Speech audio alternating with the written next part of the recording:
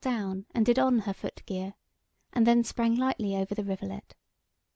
And then the twain of them went side by side some half a furlong thence, and sat down, shadowed by the boughs of a slim quicken tree, growing up out of the greensward, whereon for a good space around was neither bush nor brake.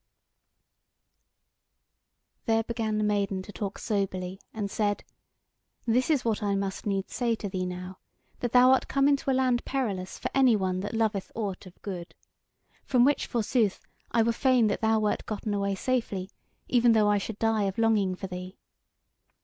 As for myself, my peril is, in a measure, less than thine, I mean the peril of death. But lo, thou, this iron on my foot is token that I am a thrall, and thou knowest in what wise thralls must pay for transgressions. Furthermore, of what I am, and how I came hither, time would fail me to tell, but some while, may be, I shall tell thee.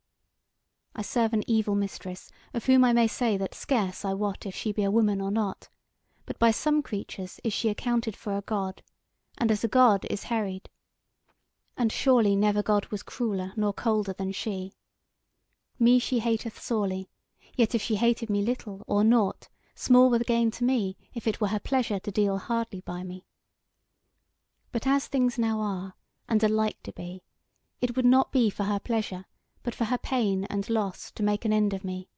Therefore, as I said e'en now, my mere life is not in peril with her, unless perchance some sudden passion get the better of her, and she slay me, and repent of it thereafter.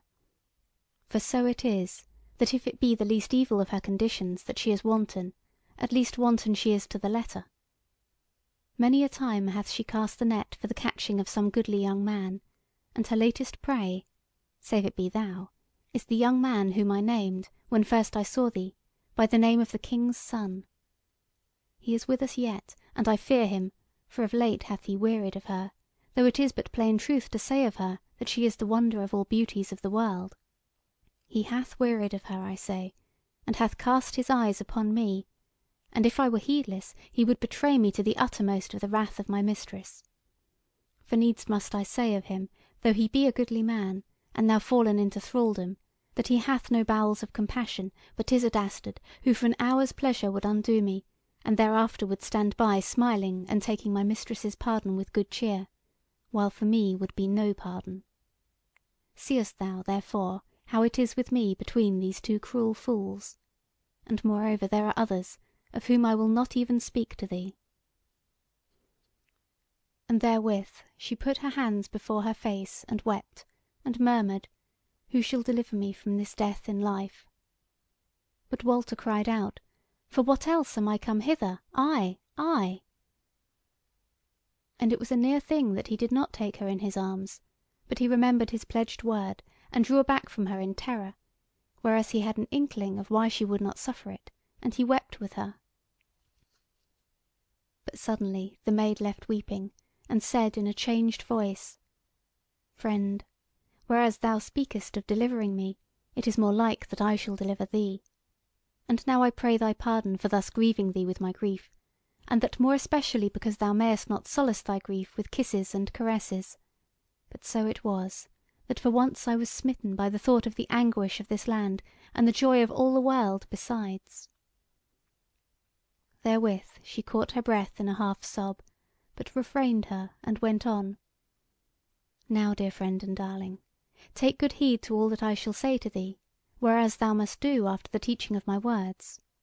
And first, I deem by the monster having met thee at the gates of the land, and refreshed thee, that the mistress hath looked for thy coming, nay, by thy coming hither at all, that she hath cast her net and caught thee. Hast thou noted aught that might seem to make this more like?" Said Walter: "3 times in full daylight have I seen go past me the images of the monster and thee and a glorious lady, even as if ye were alive." And therewith he told her in few words how it had gone with him since that day on the quay at Langton. She said: "Then it is no longer perhaps, but certain, that thou art her latest catch; and even so I deemed from the first, and, dear friend, this is why I have not suffered thee to kiss or caress me, so sore as I longed for thee.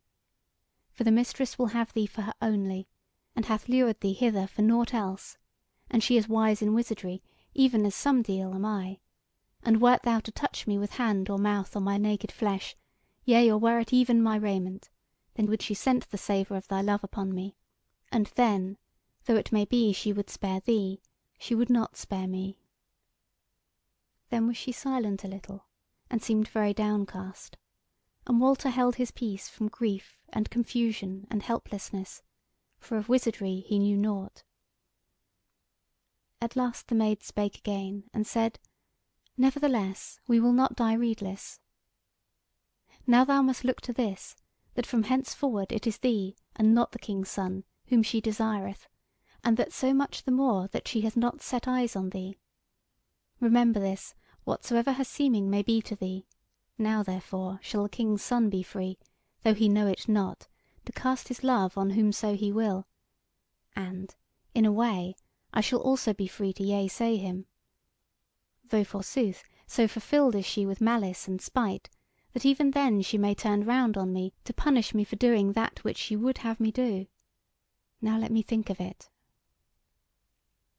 Then was she silent a good while, and spoke at last: "Yea, all things are perilous, and a perilous rede I have thought of, whereof I will not tell thee as yet, so waste not the short while by asking me. At least the worst will be no worse than what shall come if we strive not against it. And now, my friend, amongst perils it is growing more and more perilous that we twain should be longer together. But I would say one thing yet, and maybe another thereafter. Thou hast cast thy love upon one who will be true to thee, whatsoever may befall, yet is she a guileful creature, and might not help it her life long, and now for thy very sake must needs be more guileful than ever before. And as for me, the guileful, my love have I cast upon a lovely man, and one true and simple, and a stout heart. But at such a pinch is he, that if he withstand all temptation, his withstanding may belike undo both him and me. Therefore swear we both of us, that by both of us shall all guile, and all falling away, be forgiven on the day when we shall be free to love each the other as our hearts will." Walter cried out: "O love, I swear it indeed. Thou art my hallow, and I will swear it as on the relics of a hallow. On thy hands and thy feet I swear it." The words seemed to her a dear caress, and she laughed, and blushed, and looked full kindly on him, and then her face grew solemn, and she said: "On thy life I swear it." Then she said: "Now is there nought for thee to do but to go hence straight to the Golden House, which is my mistress's house, and the only house in this land, save one which I may not see, and lieth southward no long way. How she will deal with thee I wot not. But all I have said of her, and thee, and the King's Son is true. Therefore I say to thee, be wary and cold at heart, whatsoever outward semblance thou mayest make. If thou have to yield thee to her, then yield rather late than early, so as to gain time; yet not so late as to seem shamed in yielding for fear's sake. Hold fast to thy life, my friend, for in warding that thou wardest me from grief without remedy. Thou wilt see me ere long; it may be to-morrow, it may be some days hence. But forget not, that what I may do, that I am doing. Take heed also that thou pay no more heed to me, or rather less than if thou wert meeting a maiden of no account in the streets of thine own town. O my love, barren is this first farewell, as was our first meeting, but surely shall there be another meeting better than the first, and the last farewell may be long and long yet." Therewith she stood up, and he knelt before her a little while without any word, and then arose and went his ways. But when he had gone a space he turned about, and saw her still standing in the same place. She stayed a moment when she saw him turn, and then herself turned about. So he departed through the fair land, and his heart was full with hope and fear as he went. CHAPTER 11. Walter happeneth on the Mistress. It was but a little after noon when Walter left the Maid behind. He steered south by the sun, as the Maid had bidden him, and went swiftly; for, as a good knight wending to battle, the time seemed long to him till he should meet the foe.